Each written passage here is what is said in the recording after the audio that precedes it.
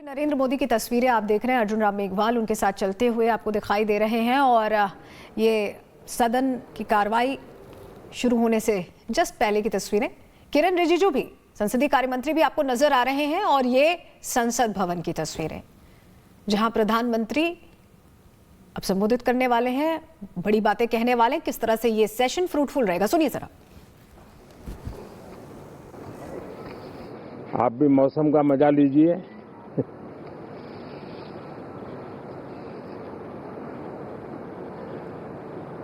साथियों, ये शीतकालीन सत्र ये सिर्फ कोई रिचुअल नहीं है। राष्ट्र को प्रगति की ओर तेज गति से ले जाने के जो प्रयास चल रहे हैं उसमें ऊर्जा भरने का काम ये शीतकालीन सत्र भी करेगा, ऐसा मेरा पूरा विश्वास है। भारत ने लोकतंत्र को जिया है, लोकतंत्र के उमंग और उत्साह को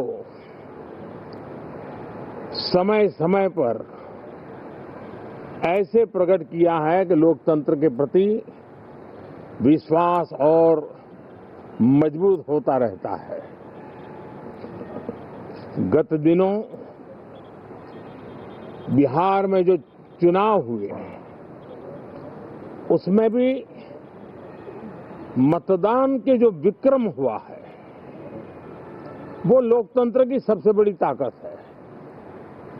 माताओं बहनों की जो भागीदारी बढ़ रही है ये अपने आप में एक नई आशा, नया विश्वास पैदा करती है।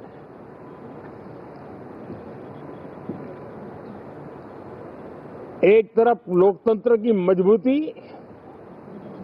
और इस लोकतांत्रिक व्यवस्थाओं के भीतर अर्थतंत्र की मजबूती, इसको भी दुनिया बहुत बारीकी से देख रही है। भारत ने सिद्ध कर दिया है डेमोक्रेसी कैन डिलीवर। जिस गति से आज भारत की आर्थिक स्थिति नई ऊंचाइयों को प्राप्त कर रही है, विकसित भारत के लक्ष्य की ओर जाने में ये हमें नया विश्वास तो जगाती है, नई ताकत भी देती है। साथियों, ये सत्र संसद देश के लिए क्या सोच रही है, संसद देश के लिए क्या करना चाहती है, संसद देश के लिए क्या करने वाली है, इन मुद्दों पर केंद्रित होनी चाहिए। विपक्ष भी अपना दायित्व निभाएं, चर्चा में ऐसे मुद्दे उठाएं, मजबूत मुद्दे उठाएं, पराजय के निराशा में से बाहर निकल करके आए। और दुर्भाग्य है कि एक आध दो दल तो ऐसे हैं कि वो पराजय भी नहीं पचा पाते। और मैं सोच रहा था बिहार के नतीजे इतना समय हो गया है तो अब थोड़ा संभल गए होंगे, लेकिन कल जो मैं बयानबाजी सुन रहा हूं उनकी, तो उसे लगता है कि पराजय ने उनको परेशान करके रखा है। लेकिन मेरा सभी दलों से आग्रह है कि शीतकालीन सत्र में पराजय की बौखलाहट का वो मैदान नहीं बनना चाहिए और ये शीतकालीन सत्र विजय के अहंकार में भी परिवर्तित नहीं होना चाहिए। बहुत ही संतुलित तरीके से जिम्मेवारी के साथ जनप्रतिनिधि के रूप में देश की जनता का हमसे जो हमें दायित्व दिया है और हमसे जो अपेक्षाएं हैं उसको संभालते हुए हम आगे के लिए सोचें, जो है उसको कैसे अच्छा कर सके। अगर बुरा होता है तो उसमें सटीक टिप्पणी कैसे कर सके ताकि देश के नागरिकों का भी ज्ञानवर्धन हो। ये मेहनत का काम जरूर है, लेकिन देश के लिए करना चाहिए।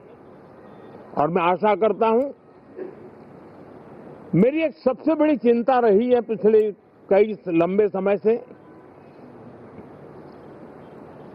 सदन में जो पहली बार चुन करके आए हैं या जो छोटी आयु के हैं, वैसे सभी दलों के सभी सांसद बहुत परेशान हैं, बहुत दुखी हैं। उन्हें अपने सामर्थ्य का परिचय कराने का अवसर नहीं मिल रहा है, अपने क्षेत्र की समस्याओं की बात बताने का अवसर नहीं दिया जा रहा है। राष्ट्र के विकास की यात्रा में भागीदार बनने के लिए वो अपनी कुछ बात बताना चाहते हैं, उस पर भी रोक लगा दी जा रही है। कोई भी दल हो, हमें किसी को भी हमारी ये नई पीढ़ी के आ रहे नौजवान सांसद, पहली बार आए हुए सांसद, उनको अवसर देना चाहिए। उनके अनुभवों का हमें सदन को लाभ मिलना चाहिए। इस नई पीढ़ी के अनुभव सदन के माध्यम से राष्ट्र को भी लाभान्वित करेंगे। और इसलिए मेरा आग्रह रहेगा कि हम इन चीजों को गंभीरता से लें। ड्रामा करने के लिए जगह बहुत होती है, जिसको करना है करते रहें। यहां ड्रामा नहीं, डिलीवरी होनी चाहिए। नारे के लिए भी जितने नारे बुलवाने हैं, वो पूरा देश खाली पड़ा है। जहां पराजित होकर के आए वहां बोल चुके हो, जहां अभी पराजय के लिए जाने वाले हो वहां भी बोल दीजिए। लेकिन यहां तो नारे नहीं, नीति पर बल देना चाहिए और वो आपकी नीयत होनी चाहिए। साथियों, हो सकता है राजनीति में नेगेटिविटी कुछ काम आती होगी, लेकिन अल्टीमेटली नेशन बिल्डिंग के लिए कुछ सकारात्मक सोच भी होनी चाहिए। नेगेटिविटी को जरा अपनी मर्यादाओं में रख करके नेशन बिल्डिंग की तरफ ध्यान दें, ये मेरी अपेक्षा रहेगी। साथियों, ये शीतकालीन सत्र एक और कारण से भी महत्वपूर्ण है। हमारे नए माननीय सभापति जी आज से हमारे उच्च सदन का मार्गदर्शन उनका शुरू हो रहा है। मैं उनको शुभकामनाएं देता हूं। साथियों, जीएसटी रिफॉर्म्स एक नेक्स्ट जनरेशन रिफॉर्म्स के लिए देशवासियों के मन में एक श्रद्धा का वातावरण पैदा किया है। इस सत्र में भी उस दिशा में बहुत सारे काम होने वाले हैं।